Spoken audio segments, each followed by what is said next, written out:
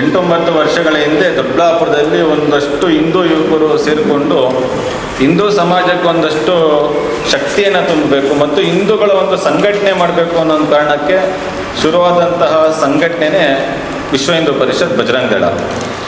ಸಂಘಟನೆ ಶುರುವಾದ ಮೇಲೆ ಅದಕ್ಕೊಂದಷ್ಟು ಕಾರ್ಯಚಟುವಟಿಕೆ, ಕಾರ್ಯಾತ್ಮಕ ಯೋಜನೆಗಳು ಒಂದಷ್ಟು ಕೂಡ ಸಂಘಟನೆಯಿಂದ ಸಿಗುತ್ತೆ. ಆದರೆ ನಾವು ದೊಡ್ಡಬಳ್ಳಾಪುರದಲ್ಲಿ ಹಿಂದೂಗಳನ್ನು ಒಂದು ಸತಿ ಒಟ್ಟಾಗಿ ಸೇರಿಸಬೇಕು, ಒಟ್ಟು ಹಿಂದೂ ಸಮಾಜವನ್ನು ಒಂದು ಕಡೆ ಯಾವುದಾದ್ರೂ ಒಂದು ಕಾರ್ಯಕ್ರಮದಲ್ಲಿ ಸೇರಿಸಬೇಕು ಅನ್ನೋ ಒಂದು ಕಾರಣಕ್ಕೆ ಶುರುವಾದಂತಹ ಕಾರ್ಯಕ್ರಮನೇ ಶ್ರೀರಾಮೋತ್ಸವ ಮತ್ತು ಬೃಹತ್ ಶ್ರೀರಾಮ ಶೋಭಾಯಾತ್ರೆ. ರಾಮ ಈ ದೇಶದ ಶಕ್ತಿ, ರಾಮ ಈ ದೇಶದ ಸತ್ವ, ರಾಮ ಈ ದೇಶದ ಅಸ್ಮಿತೆ ಆದ ಕಾರಣ ರಾಮರದ್ದೇ ಒಂದು ಉತ್ಸವ ಮಾಡಿ ಈ ಸಮಾಜದ ಎಲ್ಲ ಹಿಂದೂಗಳನ್ನು ಕೂಡ ಒಂದು ಸತಿ ಸೇರಿಸಿ ಅವರಿಗೆ ಧರ್ಮದ ಜಾಗೃತಿ ಮತ್ತು ದೇಶಭಕ್ತಿಯ ಜಾಗೃತಿಯನ್ನು ಮೂಡಿಸಬೇಕು ಅನ್ನೋವಂಥ ಕಾರಣಕ್ಕೆ ಕಳೆದ 9 ವರ್ಷಗಳ ಹಿಂದೆ ವಿಶ್ವ ಹಿಂದೂ ಪರಿಷತ್ ಬಜರಂಗ ದಳದ ನೇತೃತ್ವದಲ್ಲಿ ಈ ಒಂದು ಶ್ರೀರಾಮೋತ್ಸವ ಮತ್ತು ಬೃಹತ್ ಶ್ರೀರಾಮ ಶೋಭಾಯಾತ್ರೆಯನ್ನು ನಾವೆಲ್ಲರೂ ಕೂಡ ಆಯೋಜನೆಯನ್ನು ಮಾಡ್ತಾ ಬಂದಿದ್ದೀವಿ. ಕಳೆದ 3-4 ವರ್ಷಗಳ ಹಿಂದೆ ನಾವು ಒಂದು ದಿನಕ್ಕೆ ಮಾತ್ರ ಸೀಮಿತ ಮಾಡಿಕೊಂಡು ಒಂದು ಶೋಭಾಯಾತ್ರೆಯನ್ನು ಮಾತ್ರ ಮಾಡ್ತಾ ಇದ್ವಿ. ಬೆಳಗ್ಗೆ 12 ಗಂಟೆಗೆ ಪ್ರಾರಂಭ ಆಗ್ತಾ ಇತ್ತು, ರಾತ್ರಿ ಒಂದು 7-8 ಗಂಟೆಗೆ ಮುಕ್ತಾಯ ಆಗ್ತಾ ಇತ್ತು. ಅಷ್ಟು ಮಟ್ಟಿನ ಒಂದು ಚಿಕ್ಕ ಶೋಭಾಯಾತ್ರೆ ನಾವೆಲ್ಲರೂ ಕೂಡ ಆಯೋಜನೆ ಮಾಡಿದ್ವಿ. ಆದರೆ ಅದಾದ ನಂತರ ಸಂಘಟನೆಯ ಎಲ್ಲ ಕಾರ್ಯಕರ್ತರು ಕೂತ್ಕೊಂಡು ಮತ್ತು ದೊಡ್ಡಬಳ್ಳಾಪುರದ ಒಂದಷ್ಟು ಹಿಂದೂ ಸಮಾಜದ ಪ್ರಮುಖರು ಕೂತ್ಕೊಂಡು ಮತ್ತು ಒಂದಷ್ಟು ಸ್ವಾಮೀಜಿಗಳು, ಅರ್ಚಕರು ಎಲ್ಲರೂ ಕೂಡ ಕೂತ್ಕೊಂಡು ಇದು ಬರೀ ಯಾವುದೋ ಮನರಂಜನೆಗೆ ಮಾತ್ರ ಇದೊಂದು ಶೋಭಾಯಾತ್ರೆ ಆಗ್ಬೋದು, ಅದ್ರ ಬದಲಾಗಿ ಇದು ತಲೆಮಾರುಗಳ ಕಳೆದರೂ ಕೂಡ ಉಳಿಯುವಂತಹ ಒಂದು ಉತ್ಸವವಾಗಿ ಇದೊಂದು ಪರಿವರ್ತನೆ ಆಗಬೇಕು ಅನ್ನೋ ಒಂದು ಕಾರಣಕ್ಕೆ ಎಲ್ಲರೂ ಕೂಡ ಒಟ್ಟಾಗಿ ಚರ್ಚೆಯನ್ನು ಮಾಡಿ ನಿರ್ಣಯ ಮಾಡಿದ್ದು ಇದೊಂದು ಉತ್ಸವ ಆಗಬೇಕು. ಆ ಉತ್ಸವದ ಹೆಸರೇ ರಾಮೋತ್ಸವ. ಆ ಕಾರಣದಿಂದ ಒಂದು ದಿನ ಇದ್ದಂಥ ರಾಮೋತ್ಸವವನ್ನು ನಾವು ಉತ್ಸವದ ಕಾರಣಕ್ಕೋಸ್ಕರ 3 ದಿನಗಳ ಒಂದು ಕಾರ್ಯಕ್ರಮವಾಗಿ ಅದನ್ನು ಬದಲಾವಣೆಯನ್ನು ಮಾಡಿಕೊಂಡ್ವಿ. ಒಂದಷ್ಟು ಧಾರ್ಮಿಕ ಚಟುವಟಿಕೆಗಳನ್ನು ಜೋಡಿಸ್ತಾ ಇದ್ವಿ, ಒಂದಷ್ಟು ಯುವಕರಿಗೆ ಒಂದಷ್ಟು ಜೋಶ್ ಬರಬೇಕು ಅನ್ನೋ ಒಂದು ಕಾರಣಕ್ಕೆ ಬೈಕ್ ರ್ಯಾಲಿಯನ್ನು ಜೋಡಿಸ್ತಾ ಇದ್ವಿ ಮತ್ತು ಎಲ್ಲ ಹಿಂದೂ ಸಮಾಜದ ಬಂಧುಗಳೊಂದು ಧಾರ್ಮಿಕ ಚಟುವಟಿಕೆಯಲ್ಲಿ ಪಾಲ್ಗೊಳ್ಳಬೇಕು. ಅದರಿಂದ ದೇವರ ಅನುಗ್ರಹ ಎಲ್ಲ ಸಮಾಜದ ಬಂಧುಗಳಿಗೂ ಕೂಡ ಪ್ರಾಪ್ತಿಯಾಗಬೇಕು ಅನ್ನೋ ಕಾರಣಕ್ಕೆ ಒಂದಷ್ಟು ಧಾರ್ಮಿಕ ಚಟುವಟಿಕೆಗಳನ್ನು ಮಾಡಿದ್ವಿ ಮತ್ತು ನಮ್ಮ ಧರ್ಮದ ವಿರೋಧಿಗಳೇನಿದ್ದಾರೆ ಅವ್ರಿಗೂ ಕೂಡ ಹಿಂದೂ ಸಮಾಜದ ಶಕ್ತಿ ಗೊತ್ತಾಗಬೇಕು ಮತ್ತು ಹಿಂದೂ ಸಮಾಜಕ್ಕೂ ಕೂಡ ನಾವೆಲ್ಲರೂ ಕೂಡ ಒಟ್ಟಾಗಿದ್ದರೆ ಈ ದೇಶ ಮತ್ತು ಈ ಧರ್ಮವನ್ನು ಉಳಿಸ್ಲಿಕ್ಕೆ ಸಾಧ್ಯ ಇದೆ ಅಂತಕ್ಕಂಥ ಒಂದಷ್ಟು ಮನೋಭಾವನೆ ಸೃಷ್ಟಿಯಾಗಬೇಕು ಅನ್ನೋ ಕಾರಣಕ್ಕೆ 3ನೇ ದಿನ ಬೃಹತ್ ಶೋಭಾಯಾತ್ರೆ ಅಂತಕ್ಕಂಥದ್ದನ್ನು ಯೋಚನೆ ಮಾಡಿಕೊಂಡು 3 ದಿನಗಳ ಕಾಲ ಒಂದಷ್ಟು ಕಾರ್ಯಕ್ರಮಗಳ ಮುಖಾಂತರ ಹಿಂದೂ ಸಮಾಜವನ್ನು ಸೇರಿಸುವಂಥ ಕೆಲಸವನ್ನು ವಿಶ್ವ ಹಿಂದೂ ಪರಿಷತ್ ಬಜರಂಗ ದಳ ಈ ರಾಮೋತ್ಸವ ಮತ್ತು ಶ್ರೀರಾಮ ಶೋಭಾಯಾತ್ರೆಯ ನಿಟ್ಟಿನಲ್ಲಿ ಮಾಡ್ತಾ ಬಂದಿದ್ದೀವಿ. ಈ ಸರ್ತಿನೂ ಕೂಡ ಪ್ರತಿ ವರ್ಷನೂ ಕೂಡ ನಾವು ರಾಮನವಮಿಯ ಒಂದು ಹಿಂದೆ ಮುಂದೆನೇ ಕಾರ್ಯಕ್ರಮ ಮಾಡ್ತಾ ಬಂದಿದ್ದೀವಿ. ಈ ಸರ್ತಿನೂ ಕೂಡ ಇದೇ ತಿಂಗಳು ಮಾರ್ಚ್ 27, 28, 29 3 ದಿನಗಳ ಕಾಲದ ಕೇಸರಿ ಹಬ್ಬ ಅಂತ ಕರೆದು ರಾಮೋತ್ಸವ ಮತ್ತು ಬೃಹತ್ ಶ್ರೀರಾಮ ಶೋಭಾಯಾತ್ರೆ ಈ ಸತಿ ಆಯೋಜನೆಯನ್ನು ಮಾಡಿದ್ದೀವಿ. 27ನೇ ತಾರೀಕು ಬೆಳಗ್ಗೆ 8 ಗಂಟೆಗೆ ಭಗತ್ ಸಿಂಗ್ ಕ್ರೀಡಾಂಗಣದಲ್ಲಿ ಧ್ವಜಾರೋಹಣ ಮತ್ತು ಗೋಪೂಜೆ ಮುಖಾಂತರ ಇಡೀ ಉತ್ಸವದ ಅಧಿಕೃತ ಚಾಲನೆಯನ್ನು ನಾವೆಲ್ಲರೂ ಕೂಡ ಮಾಡ್ತೀವಿ. ಧ್ವಜಾರೋಹಣದ ನಂತರ ಅವತ್ತು ಸಂಜೆ 4 ಗಂಟೆಗೆ ಬೃಹತ್ ವಾಹನ ಜಾಥಾ ಅಂತ ಆಯೋಜನೆಯನ್ನು ಮಾಡಿದ್ದೀವಿ. ನಾವು ಬೈಕ್ ರ್ಯಾಲಿ ಕೇಳಿದ್ದೀವಿ, ಆದರೆ ವಾಹನ ಜಾಥಾ ಅಂತ ಈ ಒಂದು ಜಾಥಾದಲ್ಲಿ ನಾವು ಬೈಕ್ಗಳ ಜೊತೆಯಲ್ಲಿ ಕಾರ್ಗಳು, ಕಳೆದ ಸತಿ ಟ್ರ್ಯಾಕ್ಟರ್ಗಳು ತಂದಿದ್ರು, TT ತಂದಿದ್ರು, ಈ ರೀತಿಯ ಬೇರೆ ಬೇರೆ ಅನೇಕ ಒಂದಷ್ಟು ವಾಹನಗಳನ್ನು ಜೋಡಿಸ್ಕೊಂಡು ನಾವು ಬೃಹತ್ ವಾಹನ ಜಾಥಾವನ್ನು ನಾವು ಈ ಸತಿ ಆಯೋಜನೆಯನ್ನು ಮಾಡಿದ್ದೀವಿ. ಈ ಸತಿ 1,100-1,500 ಸಾವಿರಕ್ಕಿಂತ ಹೆಚ್ಚು ವಾಹನಗಳನ್ನು ಈ ಸತಿ ಜಾಥಾದಲ್ಲಿ ಜೋಡಿಸ್ಬೇಕು ಅಂತಕ್ಕಂಥದ್ದು ಸಂಘಟನೆ ಮತ್ತು ಹಿಂದೂ ಸಮಾಜನೂ ಕೂಡ ಅದಕ್ಕೆ ಪೂರಕವಾಗಿ ನಮಗೆಲ್ಲರೂ ಕೂಡ ಬೆಂಬಲ ಕೊಡ್ತಾ ಇದೆ. ಇದು 27ನೇ ತಾರೀಕಿನ ಮೊದಲ ದಿನದ ಕಾರ್ಯಕ್ರಮ. 2ನೇ ದಿನ 28ನೇ ತಾರೀಕು ಭಗತ್ ಸಿಂಗ್ ಕ್ರೀಡಾಂಗಣದಲ್ಲಿ ಒಟ್ಟು 28ನೇ ದಿನದ ಕಾರ್ಯಕ್ರಮಗಳು ಪೂರ್ತಿ ಭಗತ್ ಸಿಂಗ್ ಕ್ರೀಡಾಂಗಣದಲ್ಲಿ ಇರುತ್ತೆ. 28 ಬೆಳಗ್ಗೆ 8 ಗಂಟೆಗೆ ಭಗತ್ ಸಿಂಗ್ ಕ್ರೀಡಾಂಗಣದಲ್ಲಿ ಒಂದು ಒಳ್ಳೆ ನೋಡ್ಲಿಕ್ಕೆ ಚಂದ ಇರ್ತಕ್ಕಂಥ ಒಂದು ಶೆಟ್ಟಲ್ಲಿ ಗಣಹೋಮ ಪ್ರಾರಂಭವನ್ನು ಮಾಡ್ತೀವಿ. ಗಣಹೋಮ ಪ್ರಾರಂಭ ಆದಮೇಲೆ ಸುಮಾರು 11:30-12 ಗಂಟೆಗೆ ಅದು ಪೂರ್ಣಾಹುತಿ ಆಗುತ್ತೆ. ಅದಾದ ನಂತರ ಈ ಸರ್ತಿ ನಾವು ಯಾವ ವರ್ಷವೂ ಇರಲಿಲ್ಲ, ಬಟ್ ಈ ಸರ್ತಿ ಒಂದು ವಿಶೇಷ ಕಾರ್ಯಕ್ರಮವನ್ನು ಆಯೋಜನೆಯನ್ನು ಮಾಡ್ಕೊಂಡಿದ್ದೀವಿ. ನಮಗೆಲ್ರಿಗೂ ಕೂಡ ಗೊತ್ತಿದೆ, RSS ಅಂದರೆ ಸಂಘದ ಶತಾಬ್ದಿ ವರ್ಷ, 100ನೇ ವರ್ಷ ಈ ವರ್ಷ ನಾವು ಕಳೀತಾ ಇದ್ದೀವಿ. RSSನ 100ನೇ ವರ್ಷ ಕಾಲಘಟ್ಟದಲ್ಲಿ ನಾವೆಲ್ಲರೂ ಕೂಡ ಇದ್ದೀವಿ. RSSನ 100ನೇ ವರ್ಷದಲ್ಲಿ 5 ಅಂಶಗಳನ್ನು ಜೋಡಿಸ್ಕೊಂಡಿದ್ದಾರೆ, ಪಂಚ ಯೋಜನೆಗಳು ಅಂತ. ಅದರಲ್ಲಿ ಆರೋಗ್ಯನೂ ಕೂಡ ಸೇರಿದೆ. ಮತ್ತು ಅಷ್ಟೇ ಅಲ್ಲ, ಯಾವ ರಾಮಾಯಣದ ಯುದ್ಧದಲ್ಲಿ ಲಕ್ಷ್ಮಣ ಎಲ್ಲ ಸೈನ್ಯವನ್ನು ಕೂಡ ಇನ್ನೇನು ಮೂರ್ಛೆ ತಪ್ಪಿ ಹೋದ್ರು ಅನ್ನುವಂಥ ಸಂದರ್ಭದಲ್ಲಿ ಸಂಜೀವಿನಿಯನ್ನು ತೆಗೆದುಕೊಂಡ್ಬಂದು ಹನುಮಂತ ಯಾವ ರೀತಿಯಾಗಿ ಅಲ್ಲಿರ್ತಕ್ಕಂಥ ಎಲ್ಲ ಸೈನ್ಯವನ್ನು ಲಕ್ಷ್ಮಣ ಸಮೇತ ಎಲ್ಲರೂ ಬದುಕಿಸ್ದ, ಅದೇ ರೀತಿಯ ಒಂದು ಆರೋಗ್ಯ ತಪಾಸಣಾ ಶಿಬಿರವನ್ನು ಮಾಡಬೇಕು ಅಂತಕ್ಕಂಥ ಯೋಚನೆಯನ್ನು ನಾವೆಲ್ಲರೂ ಕೂಡ ಈ ಸತಿ ಆಯೋಜನೆಯನ್ನು ಮಾಡಿದ್ದೀವಿ. ಆ ಆರೋಗ್ಯ ತಪಾಸಣಾ ಶಿಬಿರಕ್ಕೆ ಒಂದೊಳ್ಳೆ ಪದ ಯಾವುದು ಅಂತಂದರೆ ಸಂಜೀವಿನಿ ಅಂತ. ಯಾಕಂದರೆ ಸಂಜೀವಿನಿ ಬೆಟ್ಟವನ್ನು ತೆಗೆದುಕೊಂಡು ಬಂದು ಹನುಮಂತ ಲಕ್ಷ್ಮಣ ಮತ್ತು ಅಲ್ಲಿನ ಸೈನ್ಯವನ್ನು ರಕ್ಷಣೆಯನ್ನು ಮಾಡ್ತಾರೆ, ಬದುಕಿಸ್ತಾರೆ. ಆದ ಕಾರಣ ಅದೇ ಸಂಜೀವಿನಿ ಹೆಸರನ್ನು ಕೊಟ್ಟು ಸಂಜೀವಿನಿ ಉಚಿತ ಆರೋಗ್ಯ ತಪಾಸಣಾ ಶಿಬಿರವನ್ನು ಈ ಸತಿ ನಾವು ಭಗತ್ ಸಿಂಗ್ ಕ್ರೀಡಾಂಗಣದಲ್ಲಿ 28ನೇ ತಾರೀಕು ಮಧ್ಯಾಹ್ನ 12 ಗಂಟೆಯಿಂದ ಸಾಯಂಕಾಲ 5:15ವರೆಗೂ ಕೂಡ ಈ ಸತಿ ಆಯೋಜನೆಯನ್ನು ಮಾಡಿದ್ದೀವಿ. ಅಲ್ಲಿ ಬೇರೆ ಬೇರೆ ಒಂದಷ್ಟು ಕಾಯಿಲೆಗಳಿಗೆ ಸಂಬಂಧಪಟ್ಟಂಗೆ ವೈದ್ಯರು ಇರ್ತಾರೆ, ಸರ್ಜರಿಗೆ ಸಂಬಂಧಪಟ್ಟಂಗೂ ವೈದ್ಯರು ಇರ್ತಾರೆ. ಆಕಾಶ್ ಆಸ್ಪತ್ರೆ ದೇವನಹಳ್ಳಿದು ಮತ್ತು ದೊಡ್ಡಬಳ್ಳಾಪುರದ TV ಸರ್ಕಲ್ ಮುಂಭಾಗದಲ್ಲಿ ಇರ್ತಕ್ಕಂಥ ಒಂದು ಹಿಲ್ಲಿನ್ ಅನ್ನುವಂಥ ಆಸ್ಪತ್ರೆ, ಎರಡೂ ಆಸ್ಪತ್ರೆಗಳ ಸಹಯೋಗದೊಂದಿಗೆ ಅಲ್ಲಿ ನಾವು ಆರೋಗ್ಯ ತಪಾಸಣಾ ಶಿಬಿರವನ್ನು ಮಾಡ್ತಾ ಇದ್ದೀವಿ.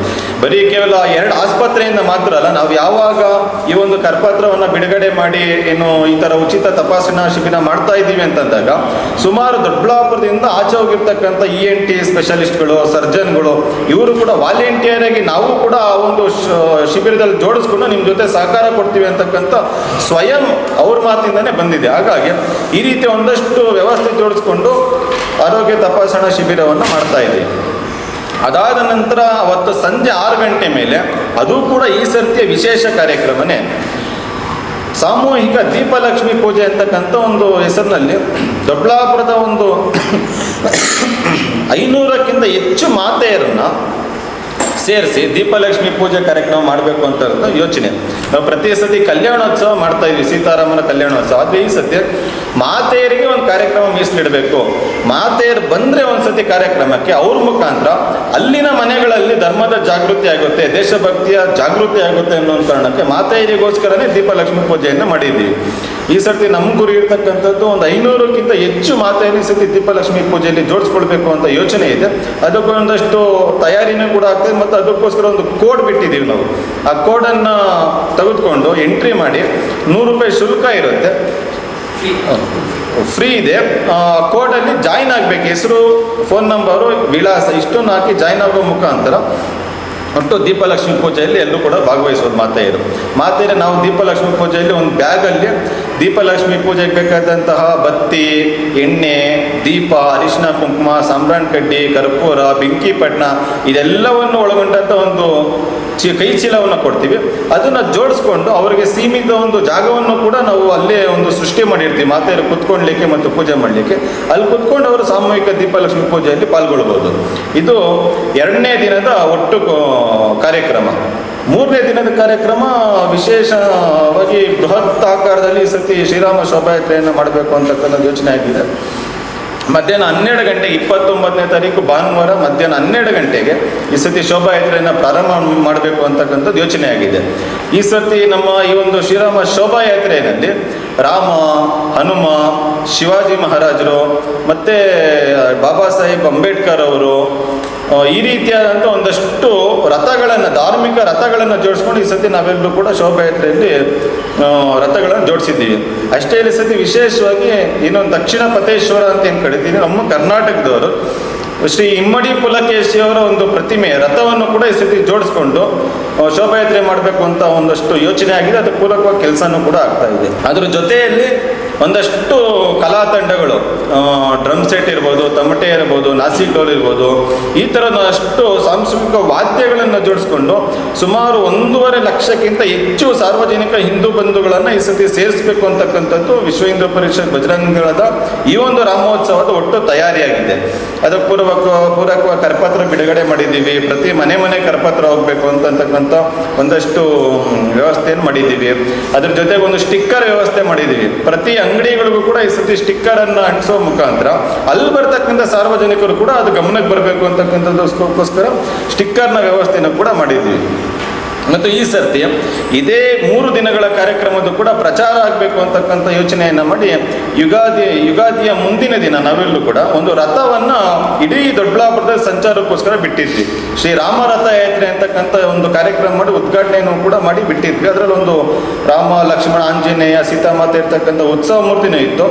ದೊಡ್ಡಬಳ್ಳಾಪುರದ ಪ್ರತಿ ಗ್ರಾಮಕ್ಕೂ ಕೂಡ ಈ ಸತಿ ರಾಮರಥ ಯಾತ್ರೆ ಹೋಗಿದೆ. ಎಲ್ಲ ಹೋಬಳಿಯ ಎಲ್ಲ ಪಂಚಾಯಿತಿ ಎಲ್ಲ ಗ್ರಾಮಗಳು ಕೂಡ ಈ ಸತಿ ಹೋಗಿದೆ. ಮತ್ತು ಇವತ್ತಿನಿಂದ 25ನೇ ತಾರೀಕು ಇವತ್ತಿಂದ ದೊಡ್ಡಬಳ್ಳಾಪುರದ ನಗರದಲ್ಲೂ ಕೂಡ ಆಟೋ ಅನೌನ್ಸ್ಮೆಂಟ್ ಮುಖಾಂತರ ಎಲ್ಲ ಸಾರ್ವಜನಿಕರು ಕೂಡ ಒಂದು ಕಾರ್ಯಕ್ರಮದ ಸಂಕ್ಷಿಪ್ತ ಮಾಹಿತಿ ಆದರೂ ಸಿಗಬೇಕು ಅನ್ಕೊಳ್ಳೋಕೆ ಆಟೋ ಅನೌನ್ಸ್ಮೆಂಟ್ ಕೂಡ ಮಾಡಿದ್ದೀವಿ. ಒಟ್ಟು ಇದು ಶೋಭಾಯಾತ್ರೆಯಲ್ಲಿ ನಾವೇನು ಜೋಡಿಸ್ಕೊಂಡಿದ್ದೀವಿ ಸಾಂಸ್ಕೃತಿಕವಾದ ರಥಗಳು. ಇದಾದಮೇಲೆ ಕೊನೆಯಲ್ಲಿ ನಮ್ಮ ರಥ ಯಾವಾಗ ಭಗತ್ ಸಿಂಗ್ ಕ್ರೀಡಾಂಗಣದಲ್ಲಿ ಮುಕ್ತಾಯಕ್ಕೆ ಬರುತ್ತೆ ಅಲ್ಲಿ ವಿಶೇಷ ಕಾರ್ಯಕ್ರಮವನ್ನು ಈ ಸತಿ ಜೋಡಿಸಿದ್ದೀವಿ. ಲೇಸರ್ ಶೋ ಇರುತ್ತೆ. 3/4 ಗಂಟೆಗಳ ಕಾಲ ಲೇಸರ್ ಶೋನ ಒಂದು ಕಾರ್ಯಕ್ರಮವನ್ನು ವ್ಯವಸ್ಥೆ ಮಾಡಿದ್ದೀವಿ. ಮತ್ತು ಲೇಸರ್ ಶೋನ ನಂತರ ಬೃಹತ್ ಆಕಾರದ ರಾವಣನ ದಹನ ಮಾಡಿ ಒಂದು ಆಕರ್ಷಕ ಪಟಾಕಿ ಸಿಡಿಮದ್ದುಗಳನ್ನು ಸಿಡಿಸುವ ಮುಖಾಂತರ ಒಟ್ಟು 3 ದಿನಗಳ ಕಾಲದ ಈ ಒಂದು ಉತ್ಸವಕ್ಕೆ ನಾವು ಮುಕ್ತಾಯವನ್ನು ಆಡ್ತೀವಿ. ಈ ರೀತಿಯಾಗಿ ಒಟ್ಟು 3 ದಿನಗಳ ಕಾಲದ ಒಂದು ಒಳ್ಳೆಯ ಒಂದು ವ್ಯವಸ್ಥೆಯಲ್ಲಿ ಈ ಸತಿ ರಾಮೋತ್ಸವವನ್ನು ಆಯೋಜನೆ ಮಾಡ್ತಾ ಇದ್ದೀವಿ. ರಾಮೋತ್ಸವದ ಉದ್ದೇಶನೇ ಧರ್ಮದ ಮೇಲಿನ ಸವಾಲುಗಳೇನಿದೆ, ದೇಶದ ಮೇಲಿನ ಸವಾಲುಗಳೇನಿದೆ, ಇದೆಲ್ಲಕ್ಕೆ ಪೂರಕವಾಗಿ ಹಿಂದೂ ಸಮಾಜವನ್ನು ಜಾಗೃತಿ ಮಾಡಬೇಕು. ಅದಕ್ಕೋಸ್ಕರ ಮಾತ್ರನೇ ಈ ಒಂದು ಶ್ರೀರಾಮ ಶೋಭಾಯಾತ್ರೆಯನ್ನು ಈ ಸರ್ತಿ ಮಾಡಿದ್ದೀವಿ. ಈಗಾಗಲೇ ಸಾಮಾಜಿಕ ಜಾಲತಾಣಗಳಲ್ಲೂ ಕೂಡ ಪ್ರಚಾರ ಆಗ್ತಾ ಇದೆ. ಒಂದಷ್ಟು ರೀಲ್ಸ್ಗಳೆಲ್ಲ ಮಾಡ್ತಿದ್ದಾರೆ. ಈ ರೀತಿಯಾಗಿ ಎಲ್ಲ ನಮಗೆ ಏನೇನು ಸಾಧ್ಯ ಇದೆ ಆ ಎಲ್ಲ ವ್ಯವಸ್ಥೆಗಳನ್ನು ಕೂಡ ಜೋಡಿಸ್ಕೊಂಡು ಈ ಸರ್ತಿ ವಿಶೇಷವಾಗಿ ಒಂದಷ್ಟು ಕಾರ್ಯಕ್ರಮ ಮಾಡಬೇಕು ಅಂತ ಯೋಚನೆ ಮಾಡಿದ್ದೀವಿ. ಇದರಲ್ಲಿ 2 ವಿಶೇಷ ಈ ಸರ್ತಿ ನಾವು ಒಂದು ಯೋಚನೆಯನ್ನು ಮಾಡ್ಕೊಂಡಿದ್ದೀವಿ. ಒಂದು ರೀಲ್ಸ್ ಸ್ಪರ್ಧೆಯನ್ನು ಮಾಡಿದ್ದೀವಿ.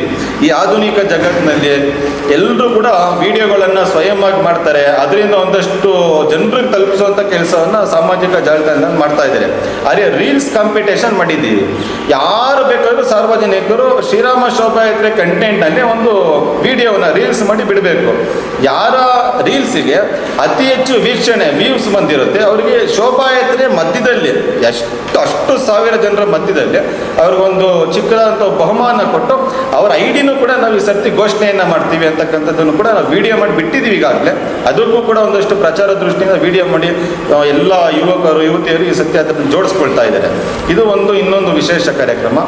ಎರಡನೇದು ಅತಿ ಮುಖ್ಯ, ಇಡೀ ಈ ಒಂದು ಶೋಭಾಯಾತ್ರೆ ಕೇಂದ್ರ ಬಿಂದುವಾಗಿ ಈ ಸರ್ತಿ ನನ್ಗನ್ನಿಸ್ದಂಗೆ ಅತಿ ದೊಡ್ಡ ಮಟ್ಟದಲ್ಲಿ ಇದೊಂದು ಸುದ್ದಿ ಆಗುತ್ತೆ ಅಂತಕ್ಕಂಥದ್ದು. ಈ ಸರ್ತಿ ಪ್ರಪ್ರಥಮವಾಗಿ ನನಗೆ ಗೊತ್ತಿದ್ದಂಗೆ ದೊಡ್ಡಬಳ್ಳಾಪುರದ ಇತಿಹಾಸದಲ್ಲೇ ಈ ಸರ್ತಿ ರಾಮೋತ್ಸವದಲ್ಲಿ ಶೋಭಾಯಾತ್ರೆ ಶುರುವಾಗಿ ಬಸ್ ಸ್ಟ್ಯಾಂಡ್ ಸರ್ಕಲ್ಗೆ ಬಂದ ಮೇಲೆ ಅಲ್ಲಿ ಹೆಲಿಕಾಪ್ಟರ್ ಮುಖಾಂತರ ಈ ಸರ್ತಿ ಹೂವಿನ ಸುರಿಮಳೆ ಆಗ್ತದೆ ಅಂತ ಹೂವಿನ ಸುರಿಮಳೆ ಆಗಬೇಕು, ಪುಷ್ಪಾರ್ಚನೆ ಆಗಬೇಕು ಅಂತಕ್ಕಂಥದ್ದು ಯೋಚನೆ ಮಾಡಿ ಈ ಸರ್ತಿ ಹೆಲಿಕಾಪ್ಟರ್ ಮುಖಾಂತರ ಬಸ್ ಸ್ಟ್ಯಾಂಡಿಗೆ ಬಂದಾಗ ಅದನ್ನು ಹೂವಿನ ಸುರಿಮಳೆ ಮಾಡ್ತಕ್ಕಂಥ ವ್ಯವಸ್ಥೆನೂ ಕೂಡ ಪುಷ್ಪಾರ್ಚನೆ ಮಾಡಬೇಕು. ಈ ಒಂದು ಶೋಭಾಯಾತ್ರೆಗೂ ಪುಷ್ಪಾರ್ಚನೆ ಆಗಬೇಕು, ಹಿಂದೂ ಸಮಾಜಕ್ಕೂ ಕೂಡ ಪುಷ್ಪಾರ್ಚನೆ ಆಗಬೇಕು.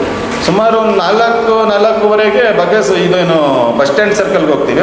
ಅಲ್ಗೋ ಆ ಸಮಯಕ್ಕೆ ಬಂದು ಪುಷ್ಪಾರ್ಚನೆಯನ್ನು ಹೆಲಿಕಾಪ್ಟರ್ ಮುಖಾಂತರ ಮಾಡೋ ವ್ಯವಸ್ಥೆನೂ ಕೂಡ ಈ ಸರ್ತಿ ನಾವು ಜೋಡಿಸ್ಕೊಂಡಿದ್ದೀವಿ. ಇಷ್ಟು ನಮ್ಮ ಒಟ್ಟು ಕಾರ್ಯಕ್ರಮದ ಒಂದು ವ್ಯವಸ್ಥೆ ಆಗಿದೆ. ಮತ್ತು ಈ ಕಾರ್ಯಕ್ರಮಕ್ಕೋಸ್ಕರ ಸಂಘಟನೆ ಕಾರ್ಯಕರ್ತರು ಕಳೆದ 1 ತಿಂಗಳಿಂದನೂ ಕೂಡ ಹಗಲು ರಾತ್ರಿ ಅಂತಕ್ಕಂಥ ಯಾವುದೇ ಭೇದ ಭಾವ ಇಲ್ದಿರ, ದೊಡ್ಡ ವ್ಯಕ್ತಿಗಳು, ಪ್ರಮುಖರು, ಸಾಮಾನ್ಯ ಕಾರ್ಯಕರ್ತರು ಅಂತ ಯಾವುದೇ ಭೇದ ಭಾವ ಇಲ್ದಿರ ಎಲ್ಲ ಕಾರ್ಯಕರ್ತರು ಕೂಡ ಸ್ವಯಂ ಕೆಲಸವನ್ನು ಬಿಟ್ಟು ಮನೆಯನ್ನು ಬಿಟ್ಟು ಈ ಒಂದು ಕಾರ್ಯಕ್ರಮಕ್ಕೋಸ್ಕರ 1 ತಿಂಗಳಿಂದ ಕೆಲಸವನ್ನು ಮಾಡ್ತಾ ಇದ್ದಾರೆ. ಕೇಸರಿ ಬಂಟಿಂಗ್ಸ್ ಕಟ್ಟೋದಿರ್ಬೋದು, ಧ್ವಜಗಳನ್ನು ಕಟ್ಟೋದಿರ್ಬೋದು, ಕರಪತ್ರಗಳನ್ನು ಮನೆಗೆ ತಲುಪಿಸೋದಿರ್ಬೋದು, ಸ್ಟಿಕ್ಕರ್ಗಳನ್ನು ಅಂಗಡಿಗೆ ಹೋಗಿ ಅಂಟಿಸೋದಿರ್ಬೋದು, ಮತ್ತು ಸಾರ್ವಜನಿಕರಿಂದನೇ ಹಣವನ್ನು ಸಂಗ್ರಹ ಮಾಡಿ ಈ ಸರ್ತಿ ಕಾರ್ಯಕ್ರಮವನ್ನು ಕೂಡ ಸಂಗ್ರಹದ ಮುಖಾಂತರ ಸಂಗ್ರಹಕ್ಕೆ ಒಂದು ಟೀಮ್ ಇದೆ.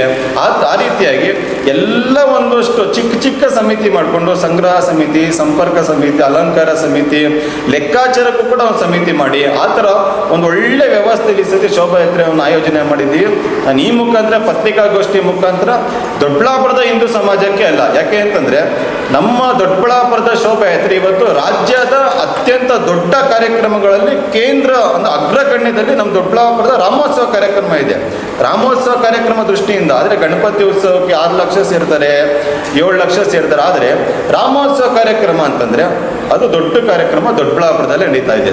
ಈ ಒಂದು ಪತ್ರಿಕಾಗೋಷ್ಠಿ ಮುಖಾಂತರ ನಾನು ಇಡೀ ದೊಡ್ಡಬಳ್ಳಾಪುರದ ಹಿಂದೂ ಸಮಾಜ ಮತ್ತು ಇಡೀ ಕರ್ನಾಟಕ ರಾಜ್ಯದ ಎಲ್ಲ ಹಿಂದೂ ಸಮಾಜಕ್ಕೂ ಕೂಡ ಮತ್ತು ನಮ್ಮ ಸಂಘಟನೆಯ ಬಜರಂಗದಳ ವಿಶ್ವ ಹಿಂದೂ ಪರಿಷತ್ ಕಾರ್ಯಕರ್ತರು ಮತ್ತು ಉಳಿದ ಹಿಂದೂ ಸಂಘಟನೆ ಕಾರ್ಯಕರ್ತರಿದ್ದಾರೆ, ಎಲ್ಲರೂ ಕೂಡ ಆಹ್ವಾನವನ್ನು ಕೊಡ್ತಾ ಇದ್ದೀನಿ.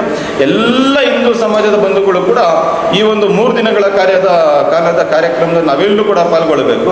ಅತಿ ಮುಖ್ಯವಾಗಿ 29ನೇ ತಾರೀಕು ಬೃಹತ್ ಶ್ರೀರಾಮ ಶೋಭಾಯಾತ್ರೆಯಲ್ಲಿ ಎಲ್ಲ ಕರ್ನಾಟಕದ ಹಿಂದೂ ಸಮಾಜ ಪಾಲ್ಗೊಳ್ಳುವ ಮುಖಾಂತರ ಸಹಸ್ರ ಸಂಖ್ಯೆಯಲ್ಲಿ ಪಾಲ್ಗೊಳ್ಳುವ ಮುಖಾಂತರ ಹಿಂದೂ ಸಮಾಜದ ಒಗ್ಗಟ್ಟನ್ನು ನಾವೆಲ್ಲರೂ ಕೂಡ ಪ್ರದರ್ಶನ ಮಾಡಬೇಕು. ಅದರ ಮುಖಾಂತರ ನಮ್ಮ ಧರ್ಮದ ಮೇಲೆ ಏನು ಆಕ್ರಮಣ ಆಗ್ತಾ ಇದೆ, ನಮ್ಮ ದೇಶದ ರಾಷ್ಟ್ರೀಯತೆ ಮೇಲೆ ಏನು ಆಕ್ರಮಣ ಆಗ್ತಾ ಇದೆ, ಅದನ್ನು ತಡೆಯೋ ನಿಟ್ಟಿನಲ್ಲಿ ನಾವೆಲ್ಲರೂ ಕೂಡ ಹಿಂದೂ ಸಮಾಜ ಒಟ್ಟಾಗಬೇಕು ಅಂತಕ್ಕಂಥ ವಿನಂತಿಯನ್ನು ಹಿಂದೂ ಸಮಾಜಕ್ಕೆ ಮಾಡ್ತಾ ಇದ್ದೀನಿ.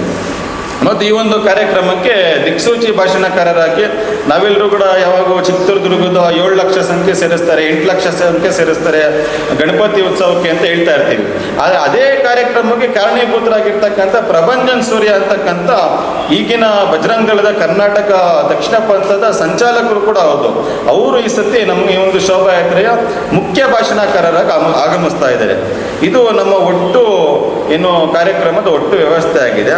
ಮತ್ತು ಈ ಸತಿ ನಾವು DCN ಕೇಬಲ್ ಸ್ಥಳೀಯ ಚಾನೆಲ್ ಏನಿದೆ ಅದರಲ್ಲಿ ಪೂರ್ತಿ ಶೋಭಾಯಾತ್ರೆ ಪ್ರಾರಂಭ ಆದಾಗಿಂದ ಮುಕ್ತಾಯ ಆಗೋರು ಕೂಡ ಲೈವ್ ವ್ಯವಸ್ಥೆಯನ್ನು ಕೂಡ ಈ ಸರ್ತಿ ನಾವೆಲ್ಲರೂ ಕೂಡ ಮಾಡಿದ್ದೀವಿ.